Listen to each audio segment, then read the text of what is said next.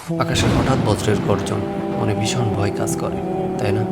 কিন্তু জানেন কি, এই পরিস্থিতিতে নবীজি সাল্লাল্লাহু আলাইহি ওয়াসাল্লাম আমাদের শিখিয়েছেন কিছু শক্তিশালী দোয়া, যা থেকে আমরা এই বজ্রের ভয়াবহতা থেকে সুরক্ষা পেতে পারি ইনশাআল্লাহ। চলুন একে একে এই দোয়াগুলো জেনে নিই। আব্দুল্লাহ ইবনে ওমর রাদিয়াল্লাহু আনহু থেকে বর্ণিত, আল্লাহ রাসূল সাল্লাল্লাহু আলাইহি ওয়াসাল্লাম যখন বজ্রের আওয়াজ শুনতেন তখন বলতেন, আল্লাহুম্মা লা তাকতুলনা বিগযাবিকা ওয়ালা তুহলিকনা বিআযাবিকা ওয়াফিনা ক্বাবলা যালিক।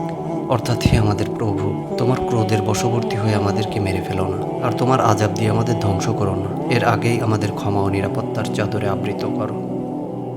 আরেকটি হাদিসে এসেছে, আবু হুরায়রা রাদিয়াল্লাহু আনহু থেকে বর্ণিত, নবীজি সাল্লাল্লাহু আলাইহি ওয়াসাল্লাম যখন বজ্রের শব্দ শুনতেন তখন বলতেন, সুবহানাল্লাযী ইউসাব্বিহুর রাদু বিহামদিহি। পবিত্র সেই সত্তা যার প্রশংসা করে বজ্রধ্বনি। আরেকটি বর্ণনা এসেছে, ইবনে আবি জাকারিয়া রাহমাতুল্লাহ আলাইহি বলেন, বজ্রের শব্দ শুনে যদি কেউ সুবহানাল্লাহি ওয়া বিহামদিহি এই তাসবিহ পাঠ করে তাহলে সে তার নিরাপত্তা পাওয়ার কথা বর্ণিত হয়েছে ইনশাআল্লাহ।